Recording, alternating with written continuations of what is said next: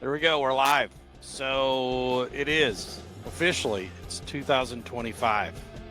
And first episode, Tea Time with Terbo. Made the effort this time. You got it dialed in. The Dino, what is it? The Dino laptop? Yeah, man. We have this. I don't have a computer at my house, so yeah, this is the only computer that I have access to. The Dino laptop. So what we'll do today is we've got the chat room open on XR Plus. We'll see if anybody jumps in there with questions. But as you can see, got a couple topics here on the screen. Series versus Outlaw schedule. We're going to talk about best performance 2025 so far and this weekend's plans. If you're into it, we got that QR code up top. Hit it. Go buy the merch. There's all kinds of good stuff there. Let's talk about that first. Race Ranch. You've got all kinds of stuff going on right now with the Race Ranch. All kinds of different merch, die cast, stuff like that. That stuff keeps evolving. You must be top merch seller out of that trailer. Is that it? Race Ranch, maybe. Yeah. I mean, I have my own trailer through Race Ranch, so You have your own trailer? probably. I thought that was a combined unit. Well, like Is it? they have one that they bring with all of their stuff, and then we have, like at most of the places we go, like there's one that's just mostly my stuff. So, I mean, it is all Matt and Aaron and everybody there, but yeah, I mean, it's a cool deal. They do a good job, keep us relevant at times, and sometimes that's what we need. Sometimes we need to be relevant so that we can make a little bit of money, so my dog can eat and I can buy cool beanies and things of that nature. What about new Mike Marlar shirt, like a stepbrother shirt? What was that all about? Where'd that idea come from? Because I think people find it weird that me and Mikey are friends because he's what some would call an older man and I'm not. So I think it's a weird dynamic that we're friends because Mikey's really a 12-year-old at heart and I'm probably like a 13-year-old at heart, but he's in a 48-year-old man's body and I'm in a 28-year-old man's body. So yeah, it's just, I mean, it's just good fun. People enjoy it. The Facebook talking back and forth between Mike Marlar race and my race page, Big Sperm's race page. It's people enjoy that. Yeah, me and Mikey. A lot of people say Mikey looks like we could be related to, so maybe that has something to do with it. But yeah, he's also a fellow rancher, and he's part of the crew, and yeah, it's really beneficial for all of us. I think what a lot of people don't know is he does have a personality. He just doesn't let it show like you do. Like he's Yeah, quiet. He's quiet behind the scenes. Mikey's very funny. He's very his brain is very it's out there. Like if you ever really talk to him and ride down the road at 3, 4, 5 in the morning, you'd be surprised some of the things that he thinks about, and really all of us. I mean, everybody has their own thoughts and beliefs and stuff, but I mean, he truly believes in aliens. Nothing wrong with that. I don't know if they're real or they're not, but he does. So yeah, it's just Mikey's. I mean, he's been doing it for a long time, but he drives like he's 12. I told him when he's fast, he's dangerous. Like watching him, I get nervous. I'm like, oh man, he's gonna hurt himself. But he he does a really good job, and yeah, he's always been one of my buddies that I talk to when I'm driving late at night and most of the world is asleep. So shout out to Mikey. I've spent a lot of nights talking on the phone with him, and a lot of people. My buddy Brandon, he just called me. He's getting his house ready for the Masters. I think Tiger Woods is gonna sleep in his bed, so that's pretty cool. Something not a lot of people can say, that Tiger Woods may or may not have someone related to Donald Trump in his house in his master bedroom. So that's very exciting. Do you believe that there's like kind of a disconnect? There's like a whole different world behind the scenes that like the race fans don't even know about, like what's going on with these late model guys. I mean, I feel like there's this weird disconnect. There are some really cool personalities. They're not getting out there. It's like a lot of it's cookie cutter, What can we do to like get that stuff going? I think a lot of it would revolve around us getting paid appropriately for to be yourself. You know what I mean? Like if you're a WWE wrestler, you know, it's your job and you get paid to be said persona. So in our world, I mean, the only thing that pays the bills is doing good. So all the other shit isn't really a benefit to you unless you take it and run with it and sell t-shirts and interact with people and things like that. So, I mean, I understand a lot of their viewpoints is, you know, if you're Brandon Overton, it doesn't pay any different to be the Brandon that I talk to at night and, you know, bullshit with and do things outside of racing with. So I totally get, you know, a lot of people's viewpoints, but you know, I'm like, you know what, fuck it. I'm going to be the same if I was at Walmart, if I just went to Taco Bell, if I'm racing, you know, I don't,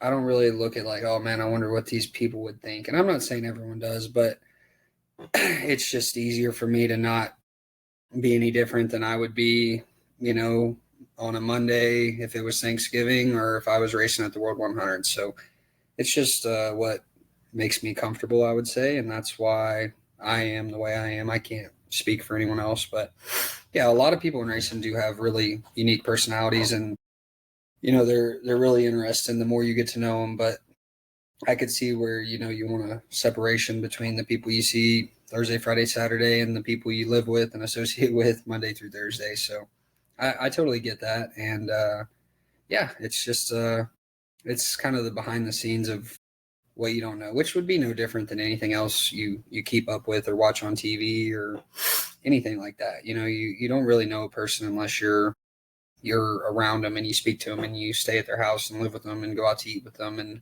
that's where you really kind of figure out who people are.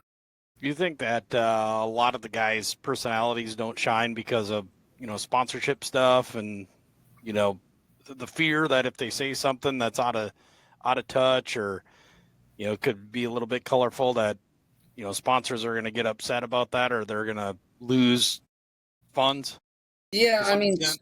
some of it, yeah, some of it, but I mean, very few of them. Even the guys that do it for a living have like a corporate sponsor. Like Taco Bell's not going to call Bobby Pierce and be like, "Why were you eating at Chipotle?" You know what I mean? Like, but if maybe it's in the hope or sense that one day we get to that point, and as they're scrolling through their Rolodex trying to figure out, oh man, do we like this guy? Do we not like this guy? Holy shit, Turbo said the F word. Yeah, we can't have him. Like, you know, so maybe that's the thing, or maybe they have bigger goals and aspirations of, you know, maybe they want to be the president one day, and you know, if you're the president, there's some things you can and can't do to the public eye. So yeah, I don't really know, but I would say that plays a role in it for sure. You want to represent your sponsors well, you know, as if it's as little as a guy that buys you a cheeseburger or a guy that pays all your bills. You don't want to embarrass them or make them um, basically looked at in a negative way in any shape or form. So yeah, I totally understand that, but at the same time, I think having a personality and being relatable to people is kind of what can help you get that sponsor or be with that car owner or have that connection with people. So it's a fine line. I mean, I think we've all been on one side or the other of it, but it is what it is, man. You can you can spend all day worrying about it and avoid all public eye and just all they know is the race car, or you can go about it like I do and just whatever happens happens. You know what I mean? It is what it is. So we're going to get into it. We've got some topics here, a couple connection issues. We'll work through that as we get rolling with this. It's the first time kind of using this setup. Works pretty decent. If you're in the chat room on XR Plus, make sure to log in. It's on the website version. If you're on the app, that's not available on the app. But if you're on the website version, you can get in the chat, can ask some questions. We'll get to them when possible. But Turbo, Tyler Erb, you're going to make an effort this year. Now, you're talking about being outgoing. We've been kind of going back and forth with this for a couple of years, but you're going to make an effort to do the podcast thing and kind of get out there. You had an opportunity with with Kenny Wallace a couple weeks ago, I believe, and got on his deal, but you couldn't cuss. How was that? I mean, could you control yourself?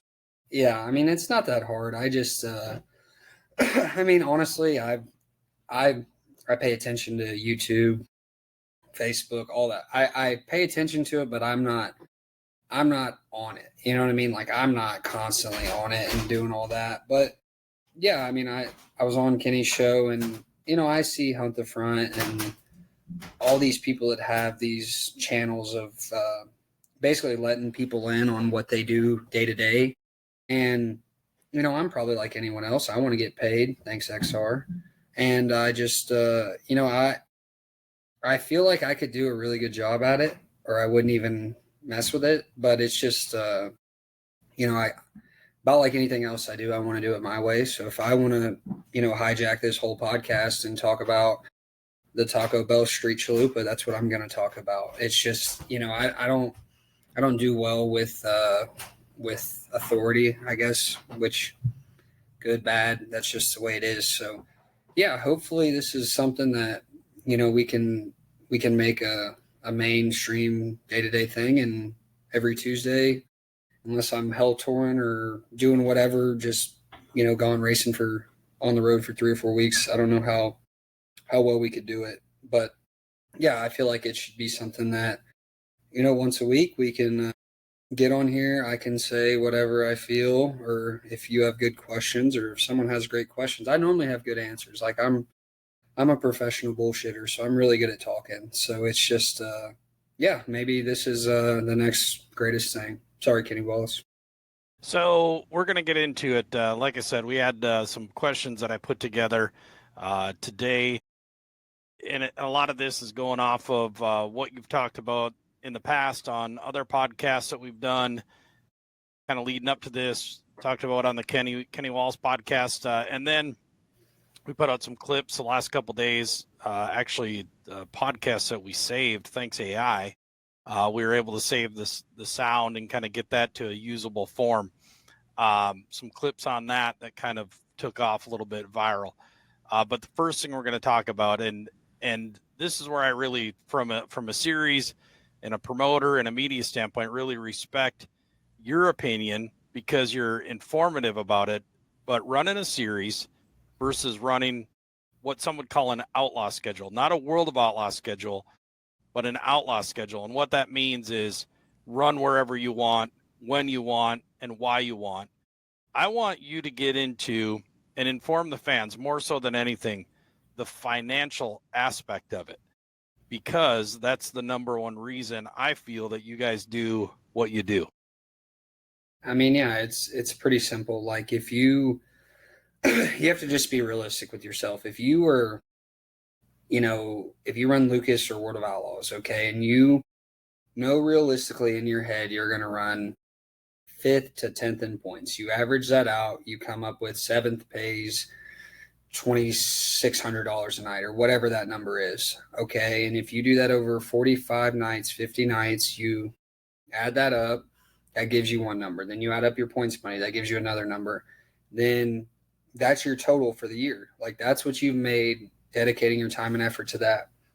And that's what you're going to bring. So say, hey, if I run this series and I know I'm going to be about 7th in points and I'm going to make X amount of money.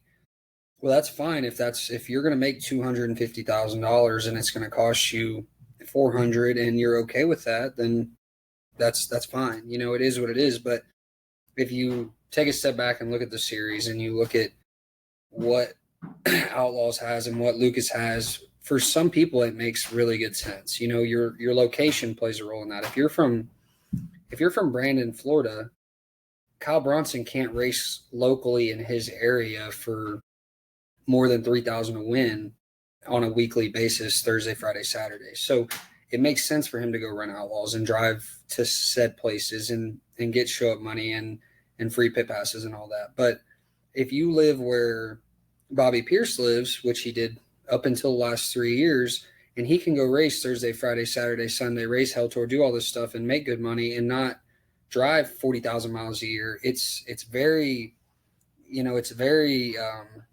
appealing to do that because you can race. You can race and not spend as much and have a chance to make the same amount of money or more. So it all depends on your situation. If your sponsors are like, hey man, you need to go run Lucas Oil because we get all this TV time, we get all this show up money, we get this, we get that, the points money is really good, then that's what you need to do. But if you're in my situation where I've done it, I've ran as high as fourth in points, I've ran as low as eighth in points. And, I just look at it in a realistic manner of I don't like 25 of the races they have, right? And it's nothing personal. It's just, A, I'm no good there. B, I don't like driving across the Delaware Bridge, whatever that may be. It's, to me, I'm like, okay, those 25 nights that I go there and I'm just struggling and I'm, best case scenario, I win or run top 10 or whatever. But realistically, historically, you look back, okay, I ran 10th, I ran 12th, I ran 6th one night, I ran 10th again. Basically, I drove 12 hours, I raced. Best case, I'm about $3,500 is what I made. Or I can turn around and go to Atomic and it pays $10,000 a win and it's 2 hours from my house and I have a good track record there. For me, it's like, well, that's a really good deal. What I might lose out on the show up money and the pit passes, I could make back up because historically I do better there.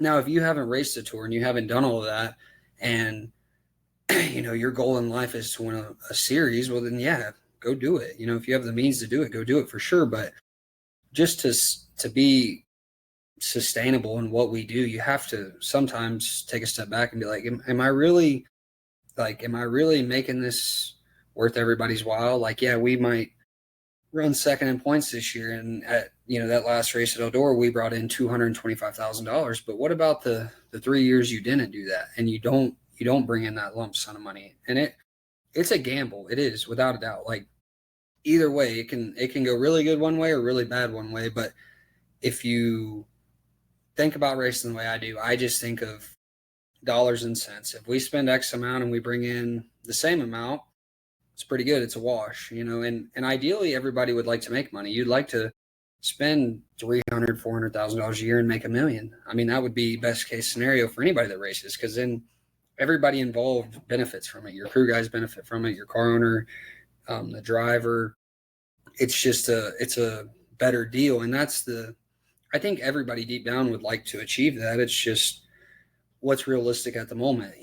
Does Lucas give me an incentive to go run seventh in points? And that's not saying I don't think that I could run top 4 in points or whatever. It's just, I don't feel the urge to do that.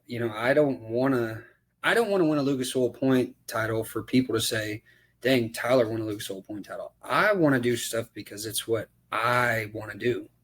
It makes me feel good. I don't give a shit if anyone thinks I suck or I cherry pick or I do this, and that's just, if you're okay with that in your mind and yourself and what you think, it doesn't matter. Like I'm fortunate. I can pretty much race whenever I want and do the things I want with the help of my sponsors, Langenfelder, Anthony's Pizza, KBC, Dirt Car Lift, JRR Truck, and RBC. I mean, everybody, First Class Septic, Sandy Weld, Curtis and Sons. Like, these people support what I'm doing and they believe in it. So if they're all good with it and I'm like, hey, look, I'd like to go run these 120 races because, I think I can do good at them and I enjoy them. And, this one's close to you guys, or this one's over here and y'all go on vacation there and, you can come watch and be a part of it. Things like that matter. Like, it's not all about like, oh, this guy runs World of Outlaws, so he's better. Like, that's not it. That's not the case. Everybody at some point that wants to race wants to do that. They want to run World of Outlaws. They want to run Lucas, but you have to just be realistic about it all. Would you rather run World of Outlaws one year or race 50 times a year regionally in your area for the next 10 years? Because you see it a lot. You see a lot of people blow and go, and then a lot of people crash out, and that's what happens. Let's get back to, I wish we had an infographic or the way to really explain this to fans financially. When a team signs up for one of these tours, they get Platinum Club or whatever it might be called. They get free pit passes. What do they get? What do those teams that sign up for these series, what do they get? Because again, we're gonna go back to financials, and you get to a point after speed weeks where guys start making decisions. They're X in points, um, reality starts setting in, and then they decide if they're going to stay on the tour or not. Give people, I don't want to say we're not blowing the cover off anything. This isn't top secret, but try to give them a reason why financially that guys would say, I'm going to do a tour. I have the ability to, I'm subsidized to an extent each time I go to a race. And then I win. Not only would I win at the track, but this points money at the end of the year. Break that down for us. And let's try to be as basic as we can. Yeah. So you would basically sign up for either tour, Lucas or Outlaws, and you have to pay a fee up front to be a part of that. So what happens is you pay that fee and, call it a couple $1,000s. Once you pay that fee, you're entitled to a couple provisionals throughout like Speed Weeks Florida, which helps you, stay relevant in the points because both series take like your best 4 to 5 nights, depending on which one it is. So along the lines of that is you get a couple pit passes every night. You get a free entry fee. So right there, if you bring 4 people an entry fee, boom, you just save $200 to $300. Okay. And after Florida's over, you get show up money. So that can range from basically 500 a race to 1,000 a race, or, one series does it to where you just get a monthly sum. You get, $2,000-3,000 a month throughout the whole year. So if you do the math, say you race 50 times with the series and you get $300 worth of free pit passes, 300 times 50, right there, you get 15 grand worth of free entry fees, pit passes that you save. So right there, if you look at it as what you made, right there, you're up $15,000. Then you get 3,000 times 12 months right there. That puts you at what, $36,000 a year. So right there, you're about 50,000 plus to run the series before you race a race, before you get points money, before any of that. So best case scenario, you win the points. That's 250,000. Now you're at 300,000 positive for the year. Then, all your race winnings along the way, if you win half the races, just call it another 300 right there. Boom. You're 600,000 to the plus. That's best case scenario. Realistically, it could fluctuate up, it could fluctuate down, but ideally that's what people look at. So you say, okay, if I'm a top 5 guy in points, worst case scenario, I run 5th in points and I do all this stuff, I'm going to bring in $300,000. Okay, well, there's a $300,000 to a $750,000. That's your range. So you got to justify within that range. Do I spend $300,000 bare minimum to try to get to 5th, or do I splurge and have X said crew guy, engineer? Do I have an extra tire guy throughout the year? Do I have, I need to have 5 cars ready so that I can have that chance if something happens, I'm not down and, spend all week working on a car when I could just go pick one up and go race. So you have to look at things like that and just really justify, like, Lucas and Outlaws don't discriminate. If you blow up both motors and wreck your car, they're not canceling the next weekend for you.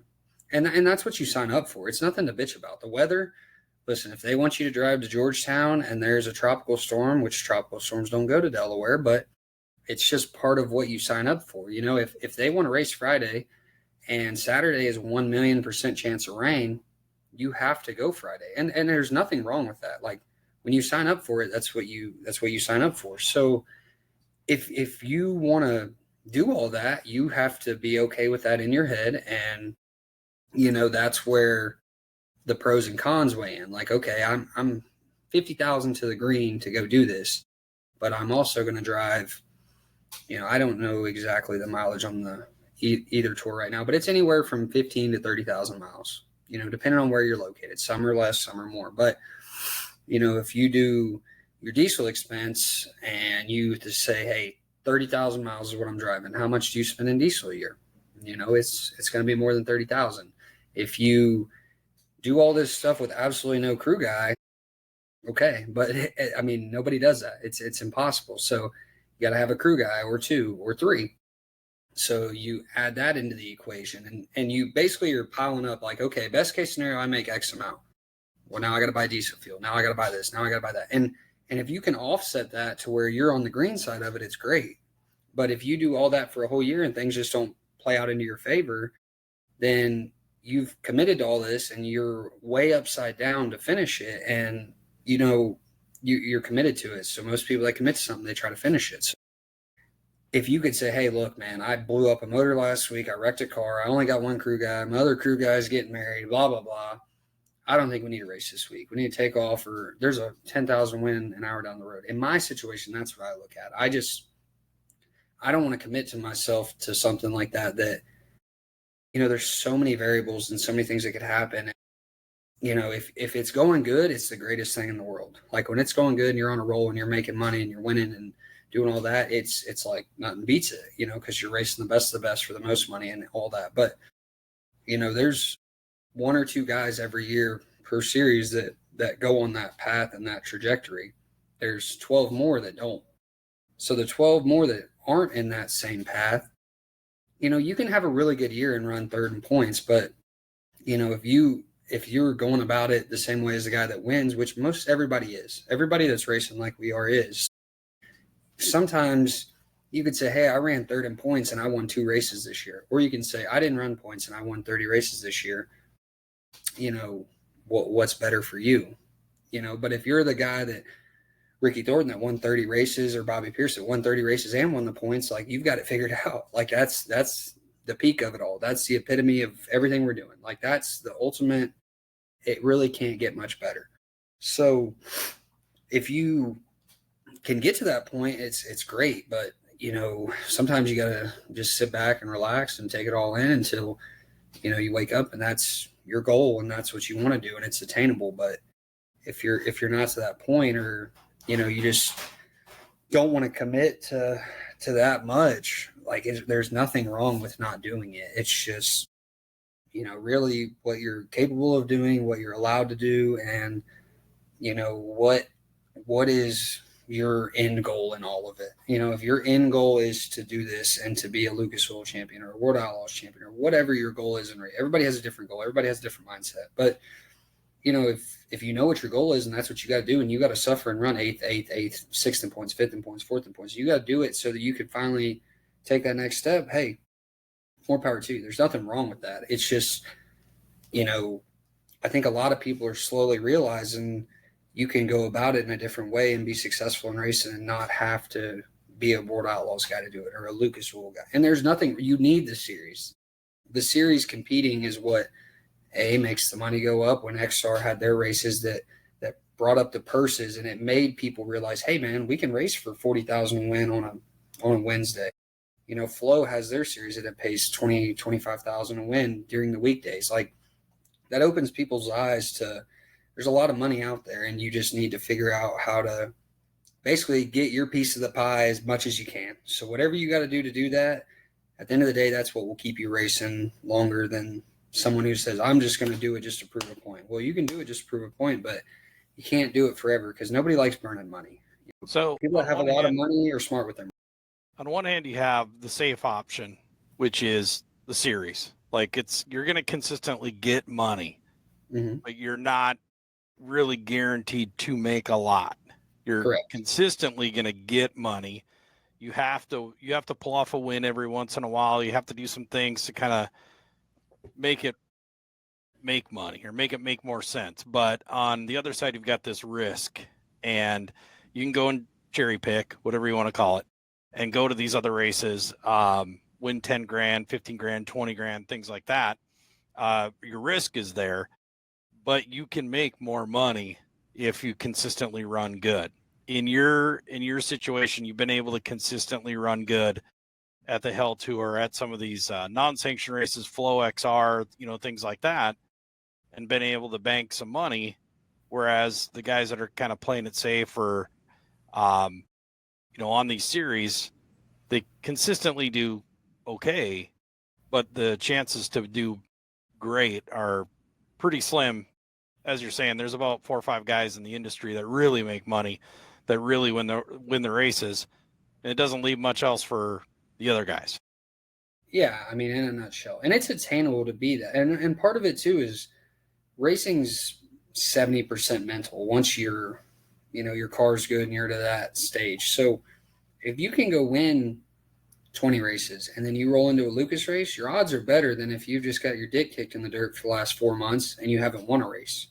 You know what I mean? If you're racing with the Lucas guys every single night or the Outlaw guys, like I know how it is. I've done it, and I've had years where I won 10 races Lucas racing, and I've had years where I won nothing Outlaw racing for 2 years, and it makes you better. Racing with them guys week in and week out will make you better. There is no doubt about it.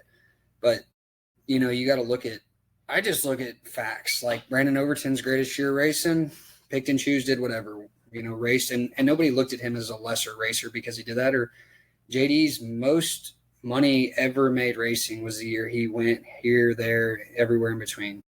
And then Bobby and Ricky last year have been able to get very close to that, or maybe they did better. I don't know. But they did it with the series. So there's two people right there that proved, hey, you can do it with the series as well. But, you look at all them guys that run the series, and some of their best years were running Hell Tour, Brian Shirley, or Mike Marlar historically has always just ran hit or miss wherever he wanted to go. And, he was a top 5 earner, racer, driver of the year, whatever you want to call it. So, I mean, I think it's just it's something you have to decide in your mind, and that's gonna basically prove it. But yeah, there's a risk of not running a series because you're not guaranteed shit. If you suck for 120 races with no incentive, you're gonna end up way worse than if you run the series and you struggle a little bit. You kind of have that cushion to keep you going if things are going bad. So it's basically, what do you want to get out of it and how prepared you are to succeed or fail. You know what I mean? And if you don't try one way or the other, you really can't say, oh, well, that's the right way to do it or that's the wrong way to do it. Until you do it, you don't know what's right or wrong. You just have to put yourself out there and go race and, pick whatever you think is your best avenue and make the most of it. So this has been tried a couple times. Brandon Overton did good with it a couple years ago. You've done fairly well with it.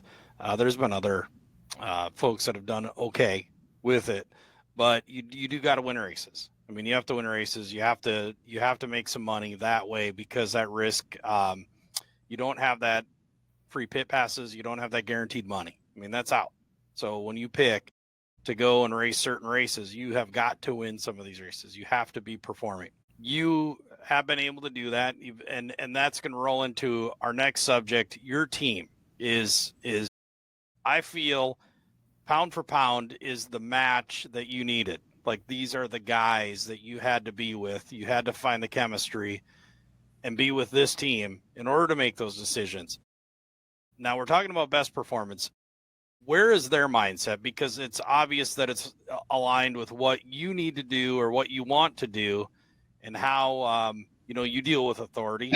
So let's talk about the relationship there, because that also takes another step. That takes a special owner that is, they're not bought in, or their ego doesn't need to have to run a tour. Their sponsors don't need to have to run a tour. They're willing to say, we don't care what you want to do, we're going to support you. So let's talk about that quick. Give fans and listeners, watchers, give them a background in how that came together and why that has worked well throughout the past couple of years. I mean, it just evolves. Like when I came here, best performance was a B team. Ran Lucas Oil with Sheppy, Josh, and then the first we're on year 6 now. So the first 4 years, that's what we did. We ran Lucas Oil.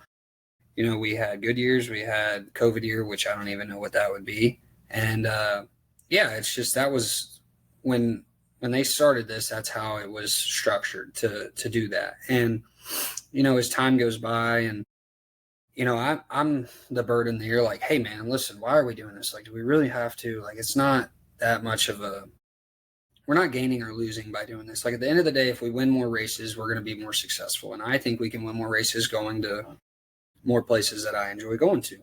So they just, as time goes by and it wears on, and you get in the behind the scenes of everything that goes on with these series, there's nothing wrong with it. by any means. You know, it's no different. If you work at a corporation, there's certain understandings and rules and things you have to do, and you know that's what you sign up for. There's nothing to cry or complain about. It just is what it is. But when you can pick and choose and kind of almost build your own value of what you're doing, you know, because at times it feels like the value of your team to a certain series is what they want you to be.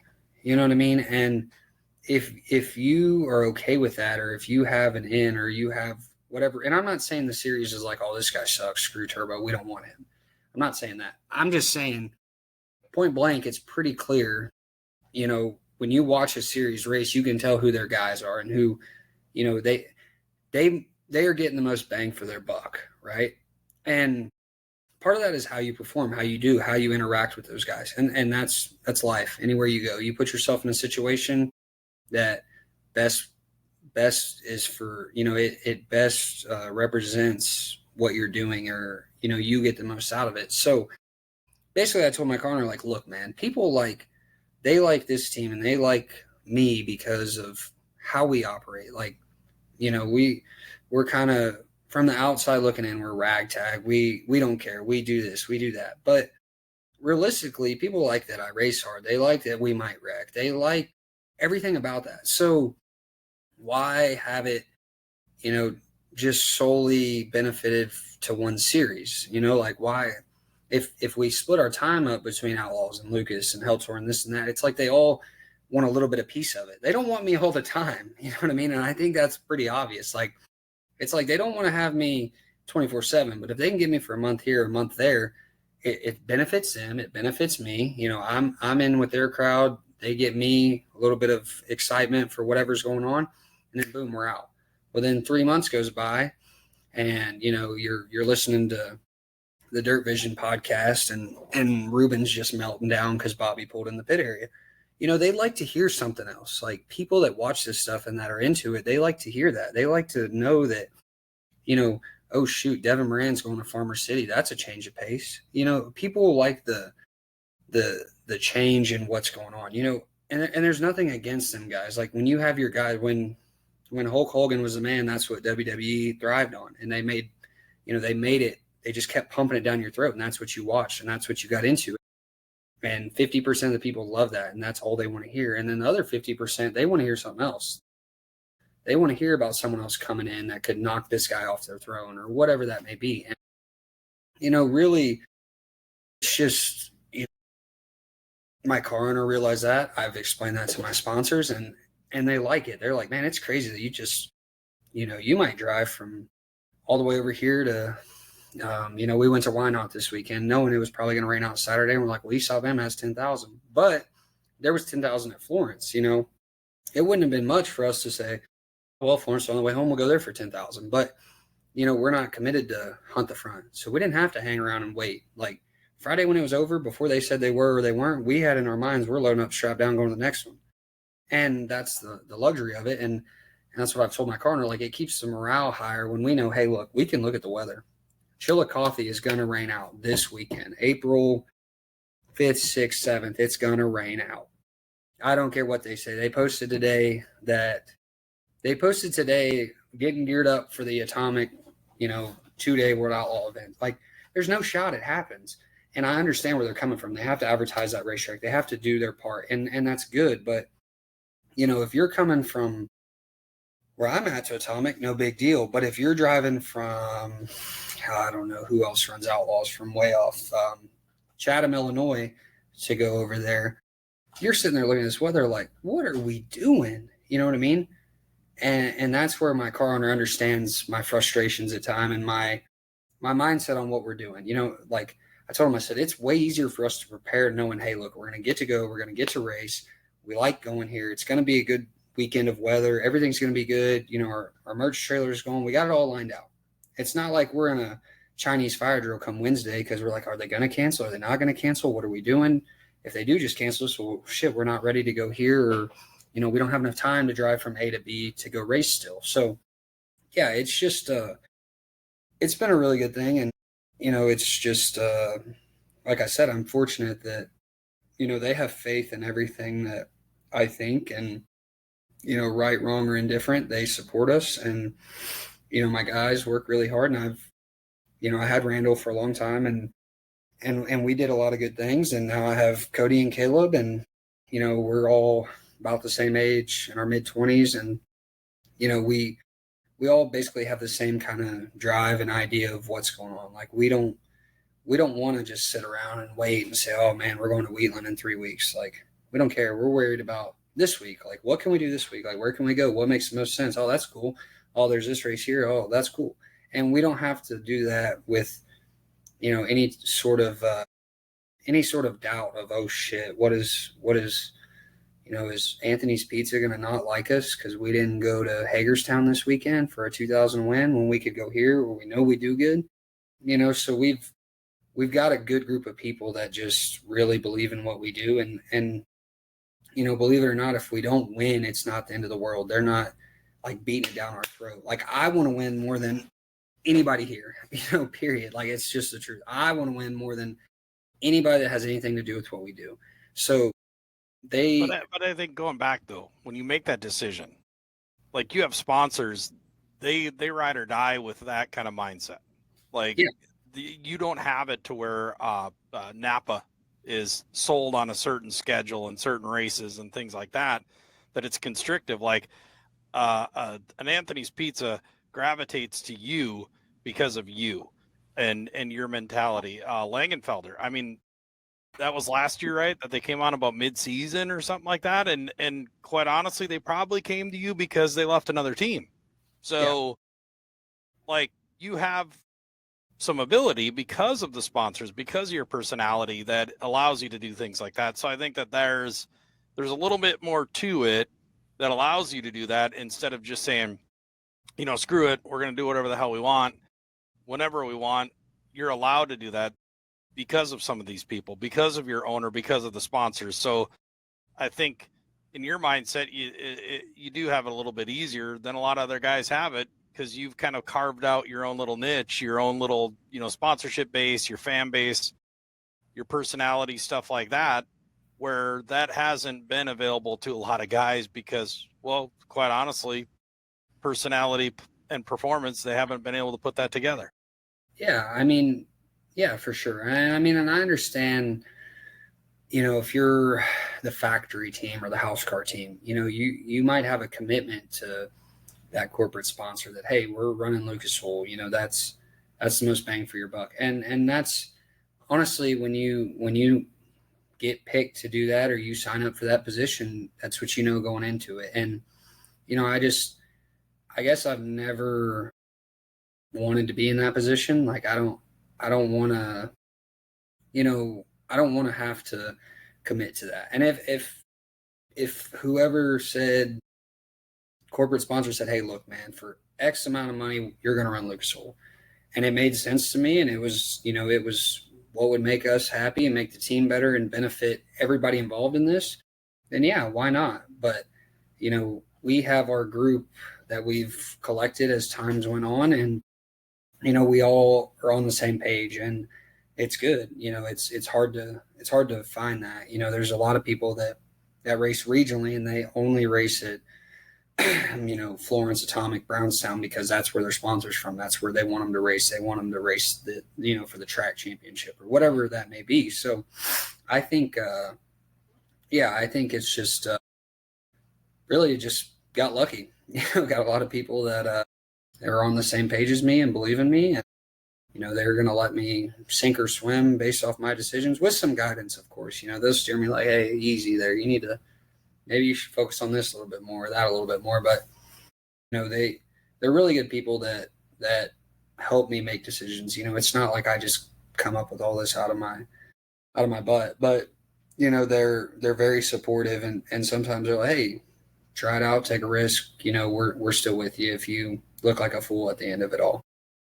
So going into that, 2025 so far, you've raced a lot already in 2025. Have had a bit of success. Kind of give us a synopsis of where you're at on 2025 so far. It's been good. Like really, I probably had like my most consistent speed weeks Vado experience. Like I've had years where I'm really good at Vado and really good at speed weeks, but I might like I think I've won 4 or 5 races between Vado and speed weeks in maybe the best year. But then there's other nights where I go to Volusia and I don't make the show for 6 nights, and this year like we ran top 5 every night at Vado, which was great. And then, when we were in Florida, we had high notes and not like our bad nights were like 11th, 12th, 15th. You know what I mean? But it's not like I wasn't making the show one night, then I run third the next night. So that's something that I think is good, and it shows that we're consistent and we're on the right track of what we're doing. So yeah, it's been good so far. Volusia's always kind of been my Achilles heel, and I feel like I had a lot of speed there. I just I didn't win a race. Like I ran third. The one night I led most of the race, and Ricky passed me, and then Bobby passed me on the last lap. I don't feel like I don't need to be there. I'm made all the races, 7th in Lucas points with, not the intentions of running it. That's pretty cool. So it's been really good. We just, the last 2 weeks we've actually got to race again, which is kind of weird. We didn't race for a month and a little bit. So last week we went to Atomic in Brownstown, and Atomic was more of it was kind of a demo derby, but it is what it is. And then Brownstown's a place, for whatever reason, recently I just don't feel good at. But I mean, I don't not like it. I just haven't ran stellar there and run okay. And then why not East Alabama? Obviously, are 2 places I really, really like. And why not? Had a parts failure, which sucks, took us out of the race. And then, East Alabama, which is basically the 4th race we've had since Speed Weeks. Led a lot. Raced with my buddy Brandon, slid each other a bunch, had a really good race for what it was, and ran second. So nothing to be ashamed of, and honestly just like trying to get back in the rhythm. Like it's crazy to say, but I haven't raced in a month, and when I unloaded at Atomic, I was like, I'm doing a bad job. Like I'm okay. Like, yeah, I run 13th. Some people that's great, but I'm like, I did an awful job. So in one side, that's good because it's like, oh, well, we're pretty good because I don't feel good and I didn't do a great job and I ran 13th. The next night, same thing at Brownstown, I ran 9th. And then, so that means I'm telling myself like, hey, if I just quit fucking around here, I'll be right back where I need to be. So it's good. And I kind of got that feel last week at Why Not in East Alabama. Like I felt more in tune with everything that's going on, and basically just everything was crisp, and it was like it was almost getting second nature again. And it's crazy to say because we've, I raced for the last 10 years, but if I take 4 days off or a day off, I'm better off when I only have a day off for whatever reason. It's just my just what keeping I you in a rhythm. You're keeping in a rhythm. You're getting your laps. You're more consistent. Like there's not as many distractions, but the last result you had is your best result of the year, second at East Alabama. Now let's talk about that. I mean, East Alabama's a track that's been known to be, tough and locks down and a number of other things. They've done well the last couple of years. You won a Super Series race there, National 100 last year. What makes you gravitate to East Alabama? Just something about it. I went there for the first time in like 2019, National 100, and like just right off the rip, was comfortable there, felt good, had a lot of speed. I ran second to Chris Madden that year, and at the time that was like probably one of my better finishes in a big race, 100-lap race. So I was like, okay, I like this place. Then I go back the next year and I run third or fourth. Then I go back the next year and Brandon beats me and I run second, National 100, 30,000, and I'm just like, I can with no conscience or thinking about it, I can run good there. And I just have a feel for the racetrack and what's right and what's wrong and when I make a good lap and when I make a bad lap. So yeah, it's a track that, there's no explanation for why you run good at some of the places you do. Like I didn't grow up at East Alabama. There's really nothing like East Alabama. Like if you've ever been there, it's definitely one of a kind, but it's a place that I like to think I excel at and I have a really good grasp of, and, I enjoy it. So like I said, part of me being able to do whatever, I think is right. We go to East Alabama, we run good, have a chance to win, just don't quite get it done. Brandon did a better job and he won, but yeah, it's positive. It's you leave there and it paid $5,000 for second. I mean, there was 4 races this weekend. You had Makokata and you had Why Not in Phoenix City. So Bobby made $25,000. Ricky ran second both nights, so he made about 15. Squirrel probably made the next most at about 7,510. And then you had Juicy, who won at Why Not, which was $8,000. Second there, paid a hot dog. This is what it is. And then Brandon won 10, and I made 5 there. So it was really, you got to say, okay, I'd like to have won everything for sure, but you got to say, oh well, it wasn't that bad. We made some money, can buy some more tires, keep shit going, and we had a good run. It was positive. Nothing about it. You're like, oh man, that sucks. Like, Why Not broke? It just sucks because I really like Why Not, and I like doing good there, and it's semi close to home. People that I know and I interact with quite a bit they go there to support me, and I want to run good at Why Not, and to break there, it's like, all night I was driving to East Alabama and I was just pissed at the world, and then you got to be like, okay, look, you've raced 3 times in a month. The world's not going to come to an end. It wasn't like I was running dead last, getting lapped when it broke. So, like, you got to look at the positives and then build off that. And then Phoenix City was a good night, start to finish. Obviously, it could be better. We want to win. Like, that's the best case scenario. But sometimes you just got to say, hey, ran second. It is what it is. Tell us about East Alabama, though. You've been there. You said 2019 was your first National 100 versus 2025. It's vastly different. The new owner there, Tim, has done incredible things with it. 2019 versus 2025, in your eyes, the facility alone, the improvements, I don't think that you can really describe it. You have to be there to see it. Yeah, I mean, they have nice grandstands, brand new bleachers, brand new bathrooms, concession stands, the suites. Everything they've done there is nice. I think when I first went there, I don't think they believed in lawnmowers and weed eaters. I was parked out in the field, and I had, ticks and stuff when I got done because the grass was so tall. And it was just like, man, this place is kind of a shithole. The track's cool, but the pits suck. And then, as times went on, it's like every time you go there, they pour a little bit more asphalt, and they've got the driveway pulling down into that place nice. They've got new rock. They've got everything leveled out. It's not like, oh man, we got to be there the first one's there to get a good parking spot. It's not like that.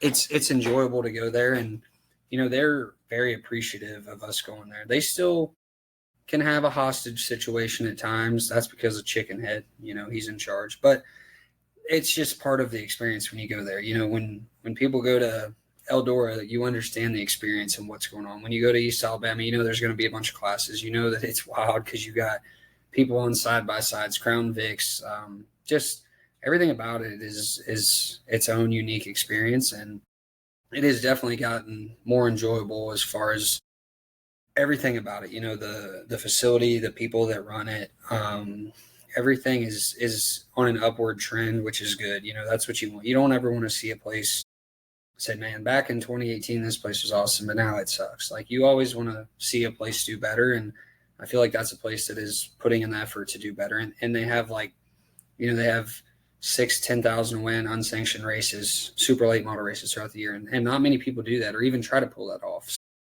they're definitely invested in super late model racing and trying to make it better. And, there's nothing, it's hard to be negative when people are putting in the effort to make their racetrack better, their series, or whatever they're doing. So with that said, we know this. I mean, you bitched about some of my tracks. You're very critical about certain tracks, certain surfaces, just tracks that you flat out don't like. Other guys might like them. You might hate them. And it could be performance. It could be that they don't weed eat. They don't do certain things, bad experience, whatever it might be. Why are you so critical of certain tracks? I mean, do you feel at times like when you complain like that it puts out negative energy, in the industry, or you just don't care? I mean, it probably does, but it's my opinion. If it wasn't a big deal, no one would care if I said I don't like Gondik Law. I just don't. I mean, There's people that race there every weekend that love it, that support it, and that's good. You know, I'm not saying close the doors on the place. I'm just saying I'm not going. You know, and you know, good, bad, whatever. I mean, people like Do to you, hear that stuff. do you think that there's certain things though that, like, you know, you sit back? Is there things that that you could do to help make that track better? I mean, Yeah, not parked if by the the promoters, Ferris wheel. I was parked a mile away from the racetrack. I was literally parked by a Ferris wheel. Yeah, I that's what was parked started it. outside the pit gate because the parking was so screwed up. And I'm like next to a Ferris wheel, right? And you have to go down. I don't know if you've ever been there. You go through the main gate all the way down, all the way. Now, if I just wanted to sit in the grandstands, which I should have been better, I could leave right where I was at because I was in the spectator parking lot to go over there and watch. But like, it just shit like that pisses me off. For not opening the gate. Like I've cut the lock off Portsmouth Raceway Park before, and I got billed. Like when they paid me my 21.50 for the night at a Lucas race, this guy took $150 out of my pay because I cut his lock. And I said, "Hey man, the reason I cut your lock is because I drove from Mississippi Thunder last night. You slept all night. I get it. You worked on the track. You were up at 5. Good for you. Everybody works hard. Everybody tries hard. It's not a matter of I do more than you or you do more than me, but it's just the common courtesy of if it's that big of a deal to not open the pit gate, pay somebody by the hour to stand there and sell a pit pass. Why do we have to get run out of the pits? Why do we have to be herded out like cows? Why can't you open your pit gate? If you want all these people to come, imagine if you said, "Hey man, if your pit gate stayed open, you'd get 100 more cars and 10,000 more people." These fucking people would have the pit gates open Monday morning, greeting people, waving at them, "Hey, thanks for coming." But you go enough and you get trapped out of this racetrack and they're like, "We don't let you until 3." Okay. Then you end up like Devil's Bowl Speedway. That guy would not open the pit gate till 5 p.m. I went there once, got pissed off. Now, was I the reason that place shut down or did whatever? No, but it's just shit like that bothers people. Like, why at any point of having an event that includes people and racers, would you want to have any sort of negative, like, projection towards them? Like, why would you say, "Hey man, we don't let you in the pits till noon and pit passes are $100 because it's a big show"? Well, we just won't come. You know, like why does it have to be? I get it, it's your way, and it's no different than me. Like I do certain things away because that's what I want and that's what I think, and racetracks have the same thing. But I'm not in the promoting business of putting on a race and getting people there and making them enjoy. I don't need anyone. I don't invite people to come into my trailer and say, "Look at all the shit I got. Look at how great my race team is and Eric Brock's race team in this trailer." That's not my prerogative. When you put on a race, you're wanting people to come. That's what Fairbury's done a great job of. Fairbury, if I called Matt Crow and I said, "Hey, open this gate. I'm not sitting here all night," he'd be like, "Oh man, what?" They got the gate open because they know it's a pain in the ass. They understand that. And Fairbury gets 99,000 cars. All these people have all these races. And it's because the people there are so good. The people, they understand what we're doing is hard. And I'm not crying saying, "Oh, this shit's hard, blah, blah, blah." It's really easy. But like, why try to make it hard? Why try to make it difficult? Why not just cater to, you need racers, you need fans, you need people to work the racetrack, you need all this stuff. So why make any of those harder than they need to be? You know what I mean? Like, make it worthwhile. If you want people to sit at the gate, give them free pit passes for the year. There is a fan that would show up there the night before and sit there all night and drink beer and be happier than hell about it to hand out pit passes. You know what I mean? Like you could figure out a way to make things better, but everybody just gets stuck in their ways about like, well, that's the way we've always been. Well, I mean, if that's the case, a lot of the things that go on in our world today wouldn't be the way they are if people didn't take a step back and say, "Hey, why don't we go about this in a different manner?" That's part of it. I mean, I say that and then I ran bad. There's two, bam, right there, two negatives. I could probably think of another negative, but it's just like, But I think I don't go into it looking at it. It's just like it takes this much of a seed to be planted to be like, "Man, everything about this place sucks." And people right, are like, but that's where, and I've learned this over time. It's little things, all the little things, organization to the people to greeting, the opening the pit gate, a number of those little things. Because when a racer or fan gets in, gets to the facility, if it starts negative, it's going to end negative. They're already in a bad mood. It's in a bad mood. But if they come, you're like, "Hey, how's it going? Everything's cool." everything compounds. And I don't think the promoters understand the psychology of that and the importance of that, because you come in with a bad attitude because you couldn't get in the pit gate or whatever it might be.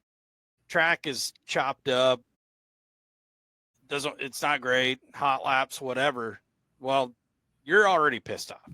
You're just going to be more pissed. You're going to be more negative. Whereas you come in, they give you a free hot dog, high five, everything's cool. You'd be like, hey, maybe then you come over to the promoter and say, think about this for the track. Let's try this. Let's do this. And you're in a better mindset. And I think, and again, I can't say enough, after doing a lot of big events and even getting down to the local level, key. And if you can't get those right, you probably don't have any business of being a promoter at that point, because you're probably not in it for the right reasons. But we're going to go to the last thing. And I guess you already had pretty much answered this question. But that's, we don't want to do that schedule. This weekend's plans. What do you do if atomic rains out? Well, I already made my mind up. It's rained out, and I'm going to go drive my buddy Matt Tift and Brian Doherty's car at Talladega. Just, they were already down there. Once again, like, I'm not a huge Talladega guy. I'm not like, hell yeah, Talladega's racing. I'm going to be there no matter what. But, it's like, I want to race. I want to stay sharp and all that. So they're down there. They call, we kind of get something worked out. And I'm like, hey, I'll fly down there, drive that thing, and it's a burden off our team because, we've already washed, started maintenance in our car, getting it back ready to go. And my guys get to go home for 3 days and see their family and enjoy a little time off because, next week we might be wide open again, Farmer City to the next place to Illinois Speed Weeks. And it just compounds and you never stop. So yeah, it's like I said, I have the luxury of saying, hey, I'm not on Outlaws. Weather at Talladega looks great. I can fly down there, drive this car. They're going to let me drive it, and they're very supportive of me, Brian, and everybody at Kaiser, Integra, and even Matt. Like we've became friends, and I try to help him as much as I can, and our relationship it's just something that kind of grows into something as you park by people and talk to them and associate with them. So it's just it's good fun with some of our buddies, and we get to race, and we'll get back here Monday and get back to business. But definitely going to Talladega, full expectation of winning. That's what everybody does this stuff for. So it's not what I drive every day, and it's not my stuff, but I have full faith in it, and that's why I'm doing it. I think I need to race all the time. I haven't found a reason where I shouldn't, and something like this it's really good to have because I don't have to do 90% of the work this week. I'm doing the same amount of work as if I were to go race, but it's on my own stuff, and then we can keep it all here, and it's prepped, clean, ready to go. And then next week we can come out guns a-blazing again. So it's a good trade-off, and it'll be fun and something different, and probably the only 2 races that are going to take place this week, because I definitely checked all the master schedules trying to find something going on within 6 or 7 hours of here, but the weather it's not going to be good, starting about Wednesday night. Making smart decisions based upon, common sense, really, looking at the weather, financials, otherwise, but you're not afraid to jump in other cars. You're not afraid to jump into other disciplines. Last year you did a 604 race with us. You did a modified race with us. Obviously you're doing your super stuff. Obviously just don't care. You're going to try and race where you can race, and that's kind of what the rest of the year, but I'm going to give you credit. I was amazed. I looked today at your schedule on the website, and you actually have your years pretty much lined out. Whether you're jumping from race to race or series to series or whatever, for the most part, it's lined out, and then you kind of mix it up if weather becomes an issue, right? Yeah, absolutely. My Ben Shelton and all my MSR Mafia guys, or I think it's My Race Pass. I don't even know. Jeremy Peter's been shouting. They're like, hey, man, where are you racing? They get tired of texting me every week. So in our month of raining out and sitting here, I have a big master calendar, and I just kind of wrote it all down.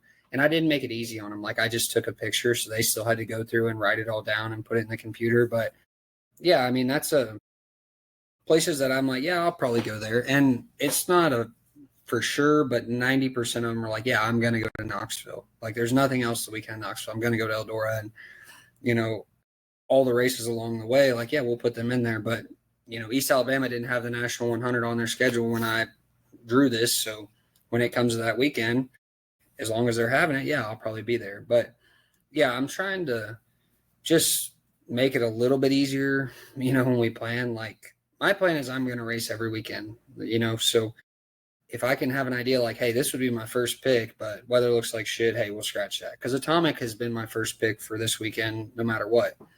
Well, then, my second pick was like, hey, Paducah and Charleston. Never been to Charleston, never been to Paducah, but they're fairly close. We'll do them. And I look at the weather there, and I'm like, yeah, no shot. And then, me, Brian, and Matt get to talking, and I'm like, dude, I'm not taking my stuff to Talladega. I just drove by it 36 hours ago. Like, I'm not going back there. And they're like, well, just drive this car. I'm like, perfect. So here we go. We're headed back that way, but I could fly there, and I don't have to drag all of our stuff down there and, wash it and do everything that goes into it. So yeah, it's just, I try to, I say I don't plan, but I mean, I am fairly responsible, I feel like, and on top of things. I just, I don't know. I don't like to say, oh yeah, for sure I'll be there in a month, because you really don't know what's going to happen. Like, if I promised the world that I was going to be at Atomic, well, yeah, I would, but it's going to rain. So you just say, yeah, this is kind of what we got planned. This is the idea. Take it for what it is. So what we do got planned coming up the rest of this year, we're going to try to do Tuesday nights. Whether you're traveling or I'm traveling, we're going to try to do Tuesday nights as much as we can. You finally got like this laptop set up. It's working pretty good. We've got to work on a connection issue. That's cool. We'll get that knocked out here in the next couple months and stuff like that. But plan is tea time with Terbo most Tuesday nights at 7:00 Eastern time. Now you can watch it first on XR Plus with your subscription. You can watch it live, unedited, uncensored, all that nonsense. The one podcast I did this weekend, you had 100 swear words on there, 100 F-bombs on there. Really? That we had to edit out. You were on the chip on that one. It's the couch. The one you're on the couch. You must have had something going on. Way too relaxed or something like that. But yeah, 96 F bombs, about 70 shit bombs on there, and yeah, it was in a 2-hour span. It must have set a record. But anyways, so yeah, it was just one of them days, probably. Yeah, at the end of the day, you're going to get Uncensored Turbo about an hour or so every week on Tuesdays. XR Plus first, but we'll also have the YouTube. We're also going to have Spotify, Apple Podcast, stuff like that the next day for the fans that want to listen or watch for free. So we're not going to shut you out. But if you want the chat room, interact, uncensored, you're going to get it on XR Plus. Unfortunately, YouTube doesn't like the swearing, as Kenny Walls told you. Did you get one comment? Did anyone ask a good question? I don't believe so. I actually had to turn it off because of these internet issues. But we're going to solve that. I already know what the plan is. It's going to be cool. I look forward to it. I told you this. We've been wanting to do this for like 3 years. And it's time to make this happen. Shit or get off the pot. We're going to do this for the fans. And then we're going to help you sell more merch. So if you look up there, there's that QR code. Take your phone out. Yeah, let's try to. There you go, over there. That way. Get on that QR code, Race Ranch. You got the new shirt out with Marler. You got all kinds of designs. You plan that out with him when you're doing like the special paint schemes and stuff like that. Obviously, that takes time beforehand, correct? You're not just slamming paint schemes every other week. No, a lot of spitballing. I spitball a lot when I drive at night. I text Matt all kinds of crazy stuff, and he'll be like, "That's a terrible idea." Or like, "Yeah, that sounds all right. We could probably do that." Speaking of social media, Facebook is the number one. It seems like your Facebook page that Matt helps run. You're pretty much off of it. Didn't you get like hacked by an Indian or something like that? Yeah, I had to pay Last year? $100 to get my Instagram back. And then I seen today where there's a fake Terbo. It says Tyler Erb backup page, and it's got like 100 friends already. That's not me. It's like they copied the cover photo and everything. But yeah, there's only one Facebook page for anything important. And I may or may not have a burner page that I'm not going to tell you what the name of it is. But it's literally just for my friends and family. Like I don't have a burner to talk shit to people. I just have a burner just so I can figure out if we're rained out, if we're racing, or what's going on in the world, because Facebook is basically the news now. So that's what you got to keep up with. So that's where you're going to get your info. Podcasts are going to be every week, hopefully, or depending on schedule. You've done really well with the schedule. I mean, again, I was surprised that schedule's out there. If people want to see tylererb.com, you can get the schedule on there. raceranchwear.com to get the merch. Anything new coming out? Any special quote unquote drops that you've got coming? Yeah, there's two that are really cool. The one for the it'll be at the World, but it starts getting incorporated at the Dream. I think that'll be the coolest wrap ever, and that was 100% my idea. So if anybody tells you otherwise, at the Dream, it'll be very obvious and it'll be out there. But that was my idea. So what my car will look like at the World 100 is 100% my idea. So I think it's like the coolest thing I've ever come up with, I think. And so everybody that goes to Eldora can participate in it, and it's not Scooby-Doo or SpongeBob or the Munchkins. So it's actually I think it's cool. I mean, it might not be the prettiest or the craziest, but it's very, very cool. And I know that if I was a fan or a child and I wanted to participate in something, it would be I'd be like, hell yeah, I get to do that. So yeah, the Eldora for the Dream, obviously we'll have a different wrap there, but the World 100 car will be probably one of the coolest ones yet, I think. So that's the one I'm looking forward to the most. That was my one good idea when I was driving around America from Vado to Florida. I came up with that, and that'll be the most exciting car for sure, that I think. If you don't like it, well, welcome. Speaking of all the different wraps you had last year or throughout last couple of years, what's the favorite one so far? Gravedigger. I think Gravedigger's awesome. I love monster trucks. Did you get a cease and desist from that? No, actually, the guy that drives Gravedigger, his name's Tyler Menenga, and he sent me a DM, and me and him are boys now. We're cool. Like, he comments on my stuff. He'll send me pictures. Feld, or those guys didn't send you a cease and desist? They're just like, hey. No. Didn't even get out on the radar. They weren't worried about it. It was cool. It was good for the kids. People take pictures at Monster Jam wearing that shirt, and I think it's fantastic. I also seen on TikTok today, a guy was at some comedy club wearing a Turbo Threads hat, and it was pretty vulgar, but he was at like a comedy club. It's a video that's been shared. Will Harrington has it. If you really want to have it to know, just text Will Harrington. He sent it to me today, and I about pissed my pants laughing. Wait, are you a big TikTok guy? I don't have TikTok. I watch TikTok, but I'm not going to make a TikTok. I don't believe in that. I think it's silly. But it seems like you enjoy some of the nonsense that goes on there.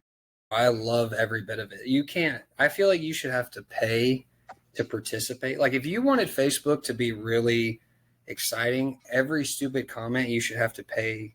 Like, basically you'd have a bank account, and it'd be like 5 cents to make a comment. Because if you had to pay 5 cents, I think the people would really think about what they say. But the fact that it's free and people can just say and do whatever they want is outrageous, really. Because if you had to pay a nickel every time you said something stupid, I feel like it probably wouldn't be as exciting, honestly. But yes, no, I enjoy the just the lack of brain cells on the internet. Like, I think it's the most fantastic thing ever to read, and it's free, which is crazy. Do you still have a war going on with, what is it, Snake X? Snake X3? Yeah, that guy sucks. I haven't got any updates from him, but that guy, I hope he has a very bad day. Well, that'll do it. Hour and 15 minutes. Clock's up. Next week, next Tuesday, we're going to talk about some different subjects. We'll wrap on Talladega. What chassis is that? The Matt Tift Gunkmobile, duh. Brian Doherty, Integra Shocks. Let's go. All right, so we're going to talk about Talladega. We're going to talk about Uncle T. That's your latest persona. You are like a wrestler. You have different personas. You've morphed into from a bad guy to a good guy. You're doing the kid thing now, but more so than anything, it's all real. You're just enjoying life. In wrestling, what they say, most of these personas are just your personality kind of turned up, correct? Yeah, in wrestling it is, yeah, for sure. I mean, This I'm is your tuned up, but personality. if you watched us play ping pong today, you'd be like, holy shit, these guys are out of control. I mean, everything we do, we're definitely 120%. You know, there was a video yesterday, may or may not have been, of someone who looked like me cleaning their trailer, and it was fantastic for people that have my crew guys on Snapchat. But yeah, I mean, it's not an act. I don't give a shit if anybody sees or knows. I just whatever spur of the moment, whatever we think, do, see, it's what we do. So that'll do it. Tea time with Turbo. We're going to wrap it up. Again, Tuesday night, 7 o'clock, XR Plus. After that, it will go on social media, YouTube, Spotify, Apple Podcasts, and all of your favorite podcast players. We enjoy it. We enjoy you. Thanks for taking your time out.